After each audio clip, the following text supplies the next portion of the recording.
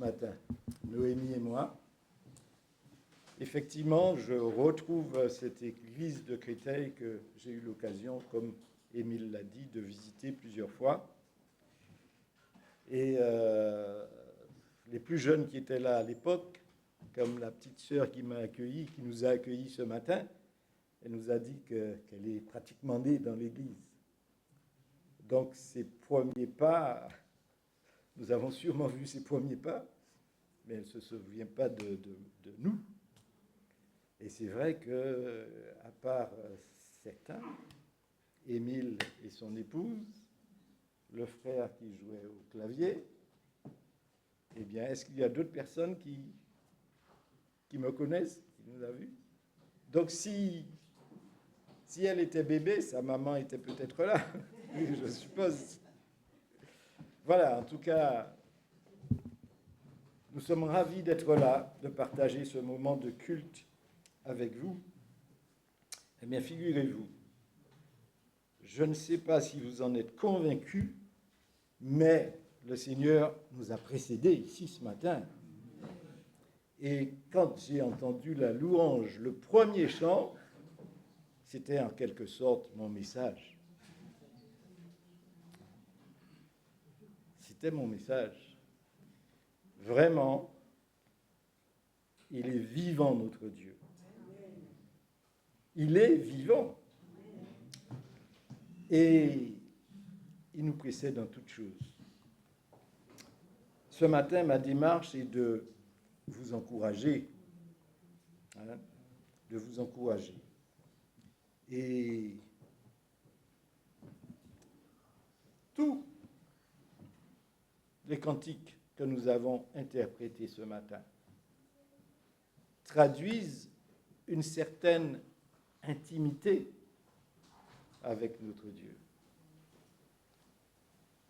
Nous avons proclamé bien des choses par ces chants. Mais ce sont des choses que nous devons vivre au quotidien.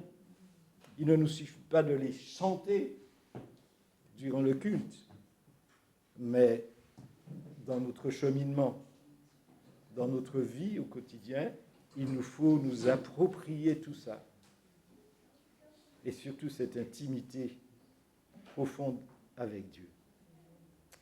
Alors ce matin, je vais lire deux petits passages très courts dans les livres des psaumes. Déjà au psaume 34, les versets 18 à 19, ce sont des psaumes de David,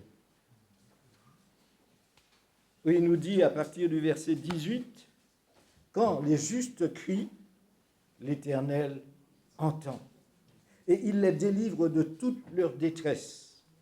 L'Éternel est près de ceux qui ont le cœur brisé, et il sauve ceux qui ont l'esprit dans l'abattement. » Ensuite, au psaume 40,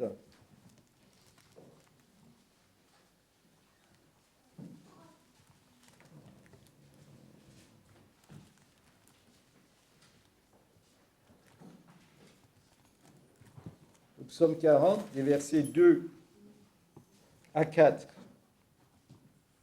pourquoi pas à 5. « J'avais mis en l'Éternel mon espérance, et il s'est incliné vers moi. Il a écouté mes cris. Il m'a retiré de la fosse de destruction, du fond de la boue, et il a dressé mes pieds sur le roc. Il a affermi mes pas, et il a mis dans ma bouche un cantique nouveau, une louange à notre Dieu. Beaucoup l'ont vu et ont eu de la crainte, et ils se sont confiés en l'Éternel. Heureux l'homme qui place en l'Éternel sa confiance et qui ne se tourne pas vers les hautains et les menteurs. » Jusque-là, la lecture de la parole de Dieu. Bien-aimés, chers amis, avez-vous déjà été dans un état d'abattement?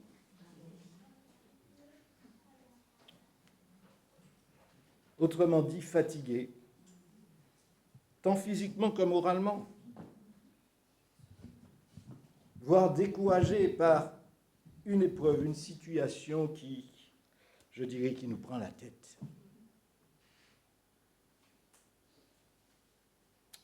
Que nous dit le dictionnaire au sujet de ce mot abattement? Être abattu, c'est être à bout de force, tant physique que morale. Un échec, une épreuve, une situation qui nous semble très complexe d'en sortir.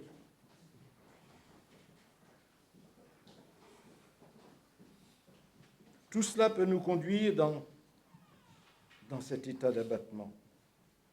Et nous pouvons être touchés, comme je l'ai dit, tant physiquement que moralement. Et de surcroît, spirituellement. Et ce genre d'état peut nous entraîner à sombrer dans le doute. Et la question qui peut nous tarauder malheureusement l'esprit est la suivante. Une petite voix qui vient nous susurrer à l'oreille, à l'esprit. Où est Dieu? Où est ton Dieu? Pourquoi ce silence? Pourquoi ne se manifeste-t-il pas? Chers amis, qu'est-ce qui peut nous amener à vivre et à rentrer dans ce genre d'état? Alors nous l'avons dit, des problèmes en tout genre, la santé qui défaille, les finances qui ne sont pas au beau fixe, des problèmes familiaux, sentimentaux, ça peut s'entrechoquer entre conjoints, la scolarité des enfants, et pour couronner le tout, vous avez les pires collègues au travail. Ne parlons pas des voisins qui sont tellement infects. Alors on se dit vivement dimanche, ou vivement la réunion de prière, qu'on puisse se réfugier. L'Église devient notre seul refuge. Alors on fait un grand ouf, vivement dimanche.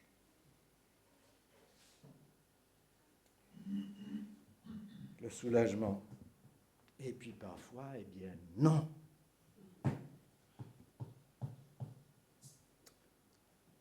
Ça ne va pas non plus. Nos différences, nos tempéraments qui peuvent s'entrechoquer. Oui, c'est vrai, les problèmes peuvent être divers et variés. Et voyez-vous, nous pouvons avoir les mêmes problèmes.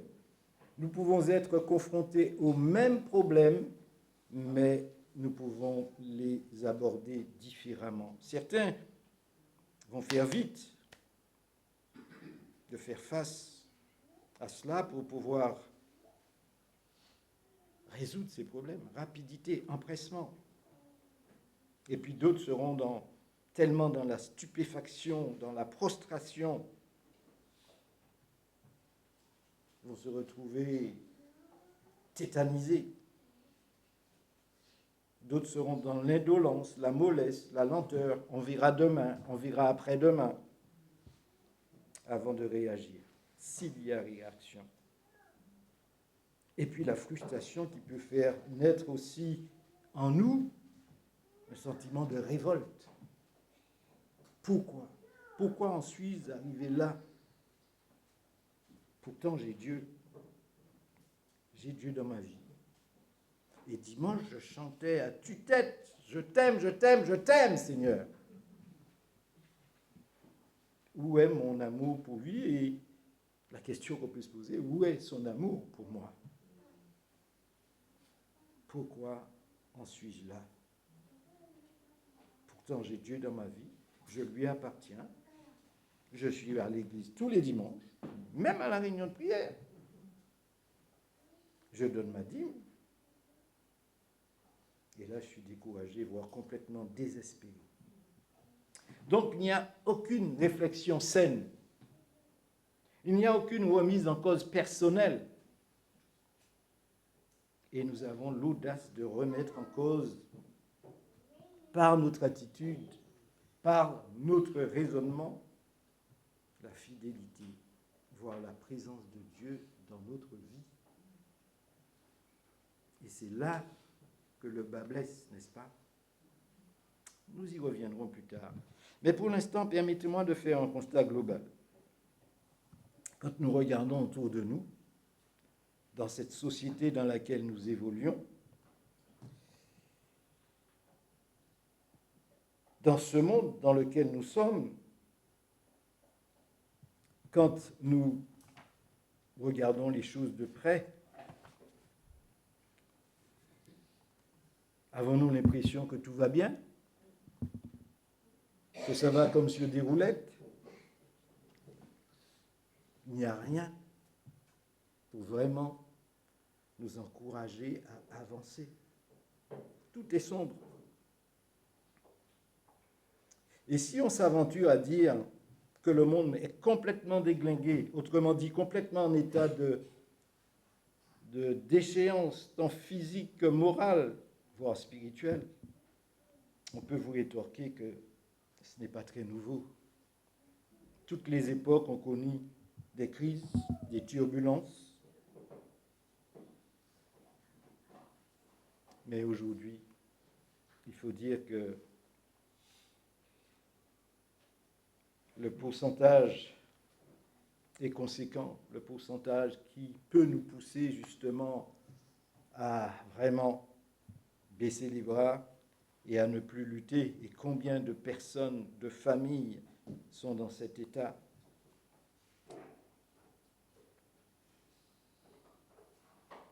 Aujourd'hui, il y a une absence de civisme, il n'y a plus aucun respect de l'autorité quand il y a de l'autorité. Et quelle autorité? Parfois on la remet en cause. Ce n'est plus de l'autorité, c'est de l'autoritarisme. C'est pas pareil. Et puis même le climat qui s'y met, n'est-ce pas? Les enfants qui s'entretuent ou qui tuent. Vous vous rendez compte que maintenant on n'a pas besoin d'aller chercher dans la pègre, dans la grande mafia, des tueurs à gages. Il suffit de donner à un enfant 50 € et puis il vous bute quelqu'un. C'est fou. Oui, c'est vrai, toutes les époques ont connu leur crise. Mais on ne peut pas nier que cet état de fait se manifeste davantage au grand jour.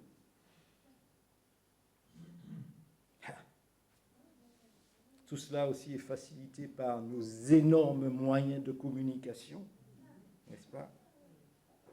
Tant officiels ou non. Des médias qui font passer toutes sortes d'idées et courants de pensée bien contraires à la bienséance, à la bienveillance. On peut dire qu'il y a une véritable dégénérescence du civisme. La bienveillance est hélas bien souvent mise en veilleuse, voire aux abonnés absents. L'autorité est bafouée. Alors c'est vrai, je vous l'accorde, je suis en train de dépeindre un tableau bien triste, n'est-ce pas? Mais c'est pourtant la réalité. C'est la réalité. Et je me suis retenu d'aborder dans mon intervention, de dépeindre, de citer ce que nous offrent nos gouvernants. Et je dirais, excusez-moi du terme, nos gouvernants de tout poil, de tout acabit.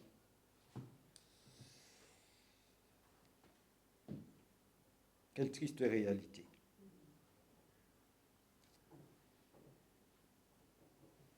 Alors, hélas, oui, c'est une réalité, c'est une vérité. Et c'est là, justement, j'avais dit qu'on y reviendrait, c'est là que le bas blesse. Qui sommes-nous? Qui sommes-nous? Nous, là, présents, ici, ce matin, qui sommes-nous? quelle est notre identité. Pour nous, enfants de Dieu, co-héritiers de Christ, disciples donc de Jésus-Christ, trop souvent, et c'est particulièrement grave, bien-aimés, nous faisons fi des promesses de Dieu. Nous les oublions, nous les mettons de côté. Ils ne sont pas toujours présents à notre esprit. Alors c'est pour cela que je dis, qui sommes-nous? Vivons-nous réellement ce que nous sommes au quotidien? Nous vivons comme si ces promesses n'existaient pas à notre égard, comme si nous n'étions pas disciples du Christ. Vous savez, le climat ambiant, c'est en fait le découragement. Quand vous entendez vos voisins, vos collègues,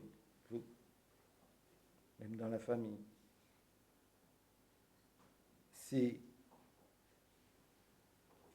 on tire l'alarme en quelque sorte. Vous avez vu tout ce qui se passe. Je n'allume plus la télé. Je n'écoute plus la radio parce que ça me met le moral à zéro. Oh là là. Je ne fais pas de politique. Mais tu as vu comment la vie est chère? Tu as vu le prix du beefsteak? Mais je ne fais pas de politique. À partir du moment qu'on remet quelque chose en cause, on fait de la politique quelque part, à notre niveau. Nous sommes concernés. Tout ce qu'ils font là-haut, mais pas là-haut, pas du côté du Père, hein, mais dans les hautes sphères, les décideurs, tout ce qu'ils font nous concerne. Et nous ne sommes pas toujours satisfaits de ce qu'ils font, c'est sûr. Mais ce que je veux dire, c'est que nous ne pouvons pas, nous, enfants de Dieu, enfants de la lumière, nous ne pouvons pas leur emboîter le pas et nous mettre à nous plaindre, à gémir aussi. Vous comprenez? Quelle image nous donnons? C'est pour cela que je dis, quelle est notre identité? Est-ce qu'elle se reflète pleinement à la face de ce monde? Et pourtant, c'est ce que le Seigneur veut de nous, que nous soyons ses ambassadeurs, ses porte-paroles. Mais il ne suffit pas de parler, hein, parce qu'on parle, il y en a beaucoup qui parlent, hein, parmi les chrétiens, on parle. Est-ce que tu es sauvé? Mais ce n'est pas tout. Nous avons une attitude, nous avons un fonctionnement à avoir. Nous avons à refléter cette lumière. Nous avons à refléter cet amour. Et puisque je t'aime, Seigneur, aide-moi à tendre la main. Aide-moi à être un porteur de paix, un porteur de joie, un porteur d'amour. Seigneur, aide-moi à ne pas oublier ce que je suis. Voyez-vous, j'aime à dire que nous sommes chrétiens, mais nous sommes chrétiens 24 heures sur 24, 7 jours sur 7. Une fois que nous franchissons le seuil de cette salle de culte, nous ne mettons pas notre habit de chrétien aux oubliettes. Nous sommes enfants de Dieu, co-héritiers et disciples de Jésus-Christ, le roi des rois. Nous l'avons chanté ce matin, le Seigneur des seigneurs. Voyez-vous, nous venons de célébrer Pâques. Nous avons proclamé par cet événement que Christ est véritablement ressuscité. Nous l'avons proclamé entre nos murs d'église, d'assemblée. Mais il nous faut vivre au quotidien, parce que je dis, que ce soit Noël, que ce soit Pâques, nous n'attendons pas ce que le calendrier, mais devant nous, nous invite à faire. Mais Pâques et Noël, la naissance du Christ, mais c'est tous les jours pour nous, enfants de Dieu. Nous devons nous en souvenir. Rappelons-nous, souvenons-nous. Un jour, nous avons fait une confession de foi après avoir fait acte de repentance. Et c'est comme ça que nous sommes devenus chrétiens. C'est comme ça que nous sommes rentrés dans cette appartenance. Une appartenance divine. Nous avons ouvert la porte de notre cœur. En tout cas, il est entré. Je ne sais pas pour vous, mais moi j'ai été réticent. Parfois, il a voulu rentrer, puis j'ai fait ça. Barrière. Il est entré. Nous avons expérimenté son pardon, nous avons cru en ses promesses, et nous étions prêts à recevoir toutes les exhortations. Et elles sont nombreuses. Et au début de notre conversion, eh bien, nous voulions convertir le monde, n'est-ce pas?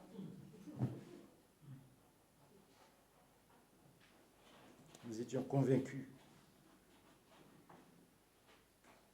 par les promesses, par les exhortations. Elles étaient bonnes pour nous. Qu'en est-il aujourd'hui? Qu'en est-il après des années? À quel moment, bien-aimé, Jésus a-t-il déclaré que nous, chrétiens, nous n'aurions plus du tout d'épreuves, plus du tout d'affliction, plus du tout de tribulation, plus de problèmes du tout.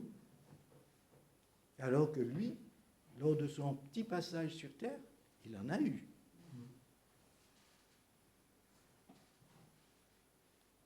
Paul, il s'est tourné les pouces. Il n'a pas eu de problème du tout. Et David avant Paul, il n'a pas eu de problème. Si vous avez une référence qui stipule que le chrétien n'aura jamais de problème, à la fin du culte, vous me passerez cette référence. Parce que je ne la connais pas et je ne sais pas tout. Mais on n'a jamais fini d'apprendre. Alors, je suis preneur. Cependant, par sa parole, Jésus nous met en garde contre bien des choses qui peuvent être des éléments, je dirais, perturbateurs pour notre foi, pour notre engagement, pour notre amour pour lui. Des façons de faire, des façons de vivre qui sont sans aucun doute des occasions de chute pour nous, des occasions de dévier de route. Alors pour contrer tout cela, qu'a-t-il fait? Qu'a-t-il dit? Il a affirmé nous avoir laissé sa paix, n'est-ce pas? La paix véritable que nous ne pouvons avoir qu'en lui, face à nos ennuis, face à nos épreuves. Je vous donne ma paix, je vous laisse ma paix, et je ne vous donne pas comme le monde donne. La paix que le monde donne est éphémère, n'est-ce pas? Alors il nous dit, face aux épreuves, face aux tribulations de toutes sortes, il nous dit de prendre courage. Il a vaincu le monde. Notre adversaire est fort, n'est-ce pas? Mais Jésus est plus fort. Hein? Au début du culte, nos petites sœurs, elles nous ont invités à proclamer le nom de Jésus. Jésus, c'est un nom qui fait trembler l'adversaire. Mais ça invite à une intimité avec lui. Si nous n'avons pas d'intimité avec lui, de dire Jésus, ça ne sert à rien. Au contraire, il se déchaîne l'adversaire. Je vous ai dit, cela invite à une intimité étroite avec Dieu. Prenez courage, j'ai vaincu le monde. Alors effectivement, dans nos ennuis, nos maux de toutes sortes, dans nos impatiences, avant de nous poser des questions sur le silence de Dieu, sur la non-réaction de Dieu devant notre désarroi, l'abattement qui peut nous atteindre, l'abattement dans lequel nous sommes plongés, nous devrions nous poser la question suivante. Où en suis-je, moi, avec Dieu? Au lieu de dire, mais où est Dieu? Nous poser des questions sur sa non-réaction. Posons-nous la question. Où en suis-je avec Dieu? Nous devrions vraiment nous poser des questions sur le temps que nous passons avec lui. Nous devrions prendre le temps de passer au peigne fin notre relation avec Dieu et considérer sa présence dans notre vie. Souvenons-nous de ces paroles du psaume 46 des fils de Corée, les versets 11 et 12. Arrêtez et sachez que je suis Dieu. Je domine sur les nations, je domine sur la terre. L'Éternel des armées est avec nous. Le Dieu de Jacob est pour nous une haute retraite.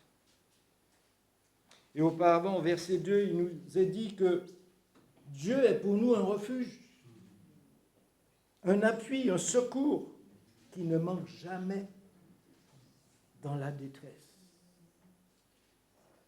Avant de promener des regards inquiets, souvenez-vous de Ésaïe 41, 10. Ah, ça c'est mon verset fétiche, entre guillemets.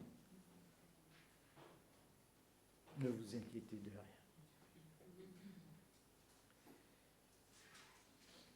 Ne soyez pas dans la crainte. Ne promenez pas de regards inquiets. Je viens à ton secours. Je suis ton Dieu. Je te soutiens de ma droite triomphante.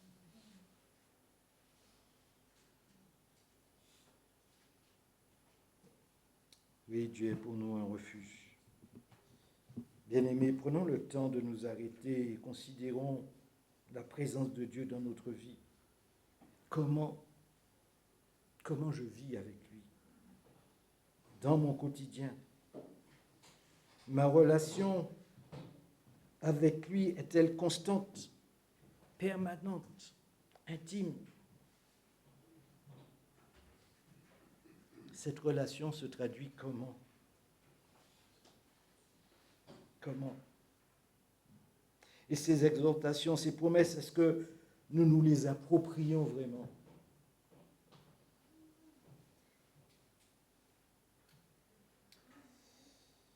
Dans Matthieu 6,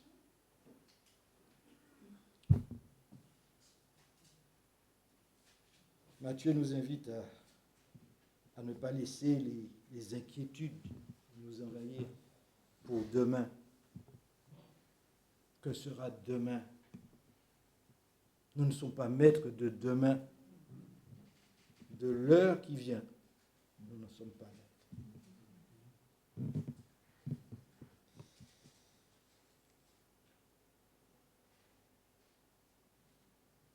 Il nous faut nous approprier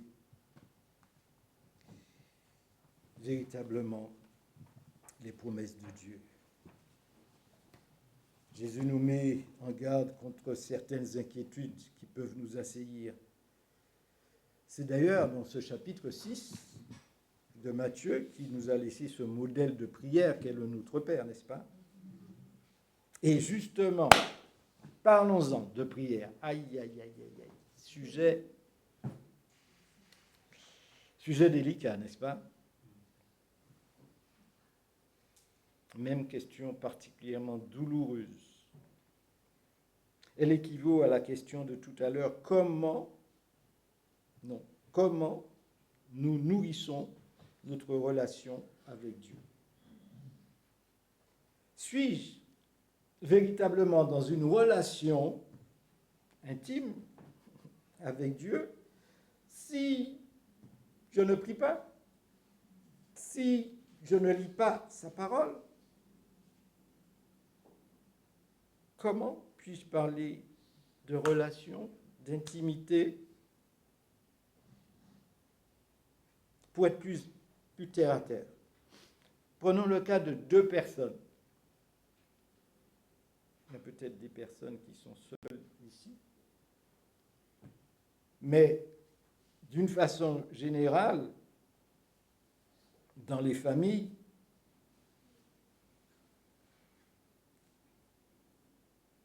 on croise du monde, n'est-ce pas? Papa, maman, ma femme, mon mari, etc., ma grand-mère, bref. Ou même si c'est une cohabitation amicale, il y a du monde. Est-ce qu'on se parle? Sauf si on boude. On ne se parle pas. Et ce n'est pas une bonne chose de bouder trop longtemps.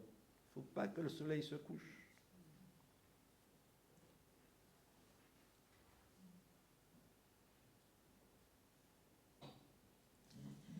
Il faut vraiment méditer sur le fait que nous sommes rentrés, pas en religion.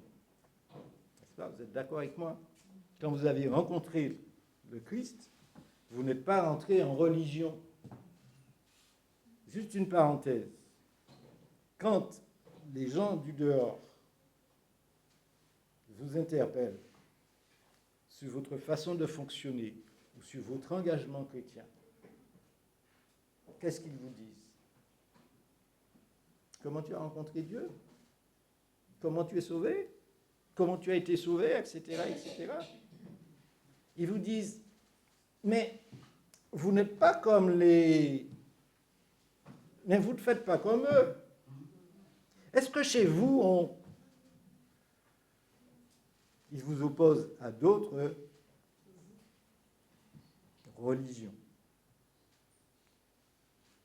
Quand on vous aborde sur ces sujets-là, tournez les talons. La personne n'est pas intéressée par Dieu.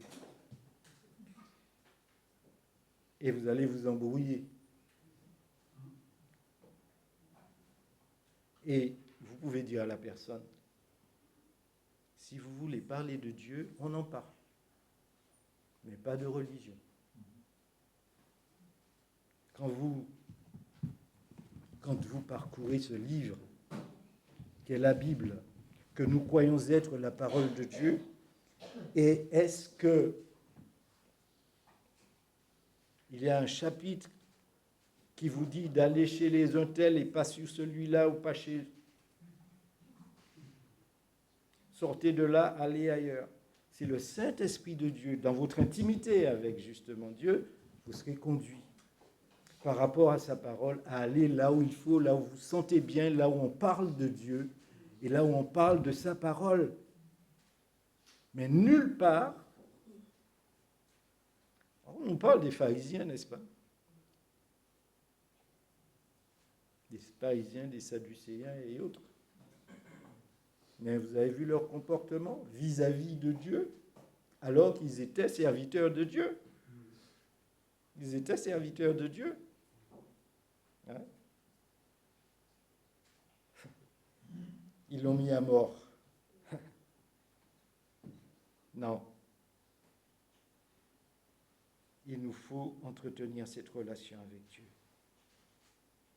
Hein? Alors, pour clore le chapitre de la prière, car c'est très important, voire tellement urgent, je vais vous faire une confidence, de vous à moi, mais c'est effarant. C'est effarant à mes yeux le nombre de chrétiens qui n'ont pas de vie de prière. C'est effarant de couples qui ne prient pas ensemble. C'est effarant parce qu'ils ne voient pas l'utilité de prier. Tu pries de ton côté, je prie du mien et tout. Moi, j'ai mon intimité avec Dieu, toi.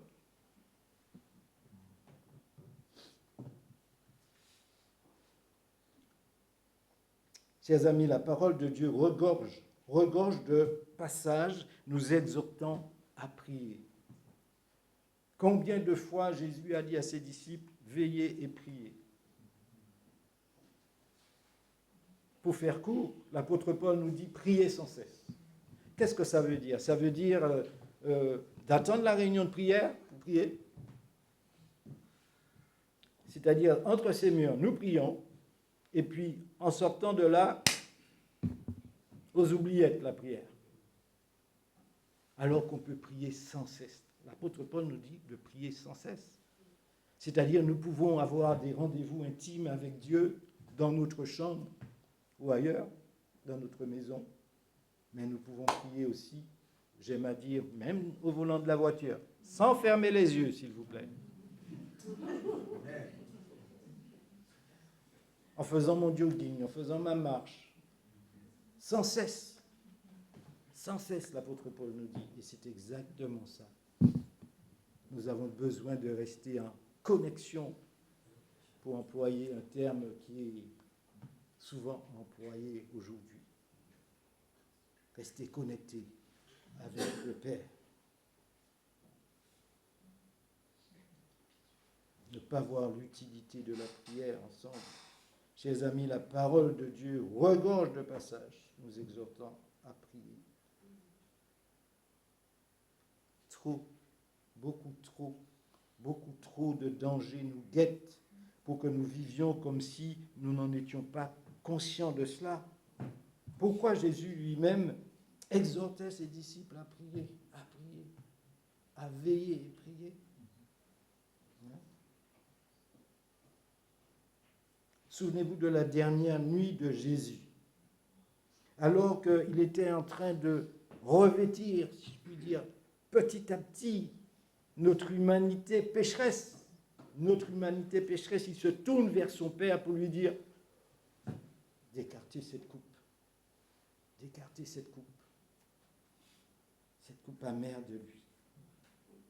Mais il réagit en disant, toutefois, que ta volonté soit faite.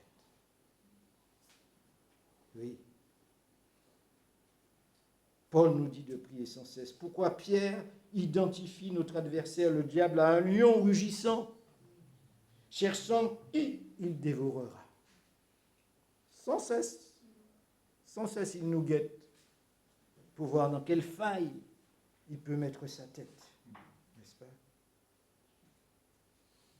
Paul nous exhorte à persévérer dans la prière avec action de grâce, parce que nous demandons, nous redemandons, mais pensons-nous à dire merci, merci Seigneur.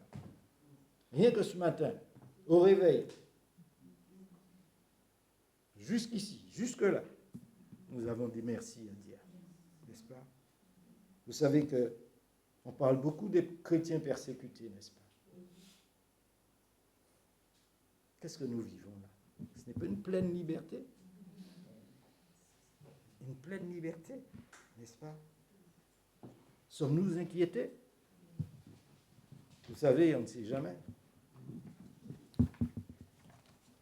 On peut voir la porte s'ouvrir avec tout ce qui se passe maintenant. Et nous ne disons pas merci au Seigneur pour cette liberté que nous avons là. Hein? Et nous avons à prier, car nous ne savons pas quand le Maître viendra, n'est-ce pas?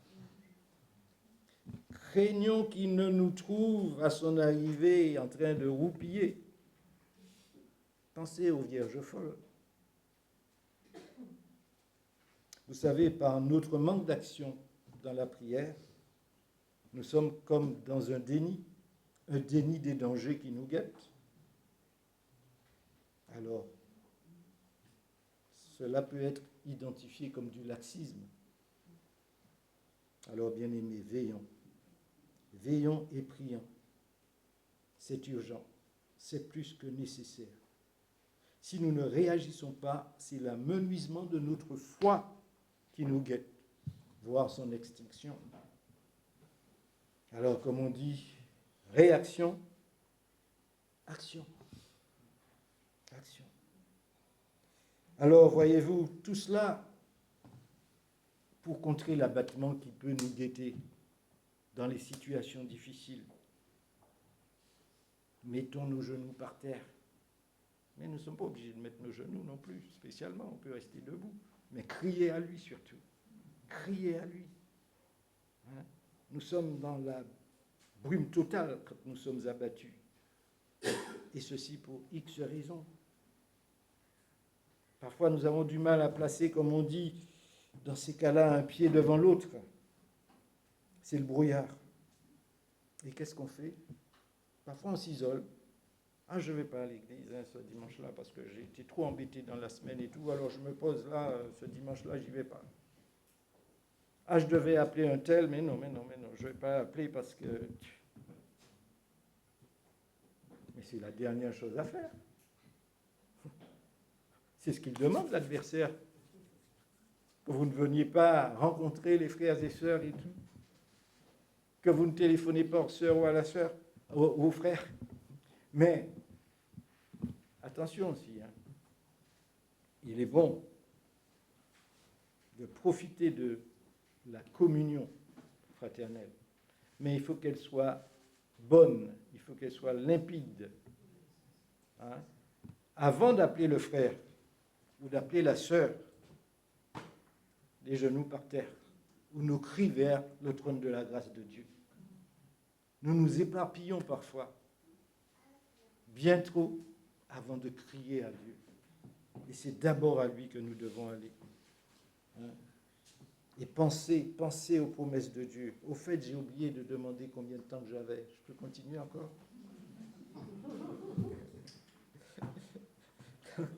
Vous me dites top, hein? Hein?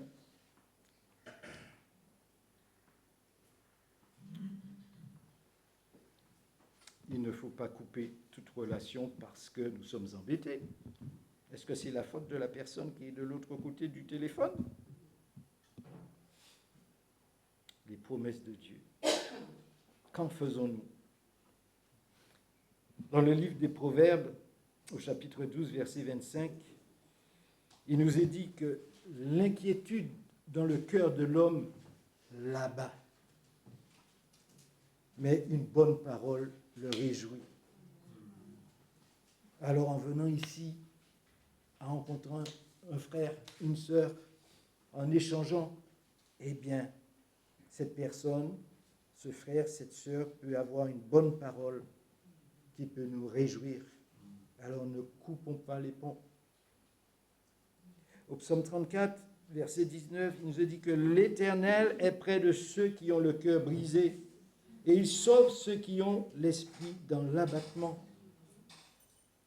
L'Éternel nous dit par la bouche du prophète Ésaïe au chapitre 66, verset 2, « Je porterai mes regards sur ceux qui sont abattus. » C'est une affirmation, bien-aimée. Le Seigneur, notre Dieu, n'est pas un homme pour mentir.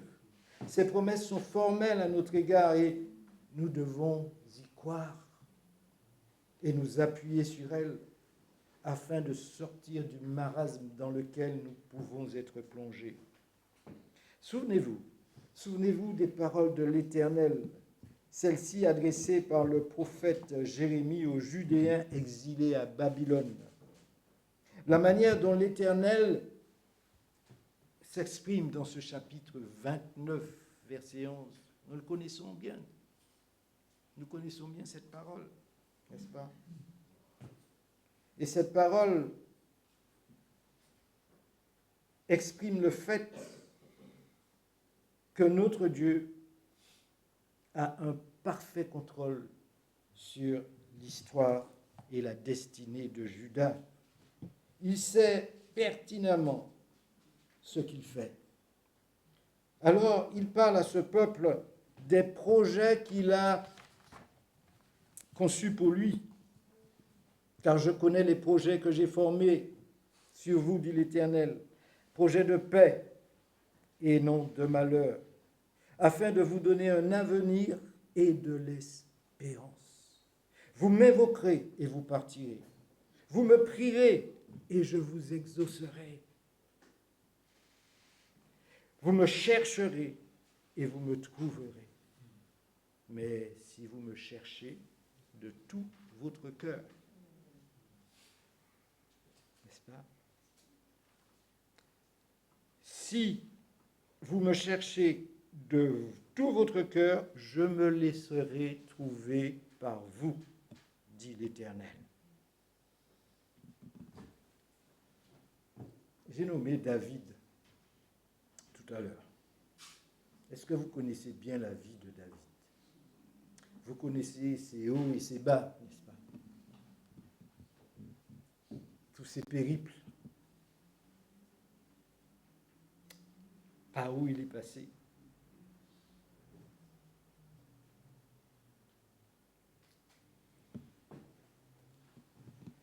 Auparavant, permettez-moi de vous dire que ces paroles de l'Éternel concernant Juda, c'était hier. Aujourd'hui, elles sont pour nous. Aujourd'hui, elles sont pour nous. Pour tout enfant de Dieu confronté à un abattement, à un découragement, à une épreuve, quoi qu'il soit, si cette personne, cet enfant de Dieu fait confiance, met sa confiance en lui, si cette personne peut être confrontée à quoi que ce soit, s'il invoque l'Éternel, s'il invoque Jésus-Christ, en croyant qu'en lui est la délivrance, s'il le fait avec confiance, il sera exaucé. Alors, pas toujours au temps que l'on voudrait, parce que son temps n'est pas le nôtre. Mais croyons qu'il est fidèle et qu'il se manifestera, n'est-ce pas? Si. Vous connaissez le passage du juge inique.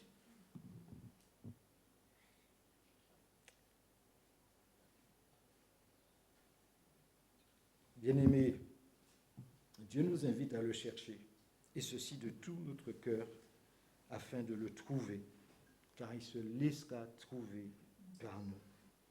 Voilà. Alors,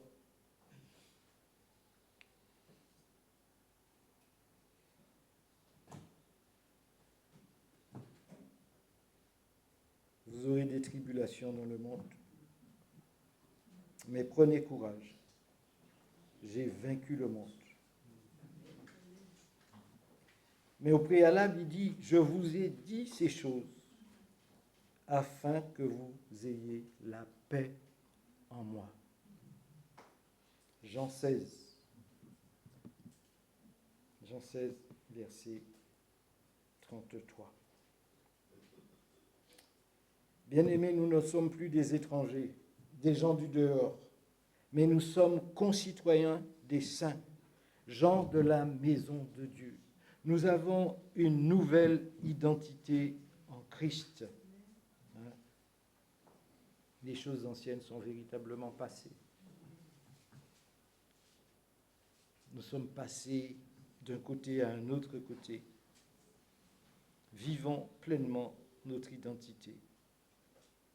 L'identité que nous avons en Christ Jésus. Amen. Amen. Soyez bénis. Merci de votre attention.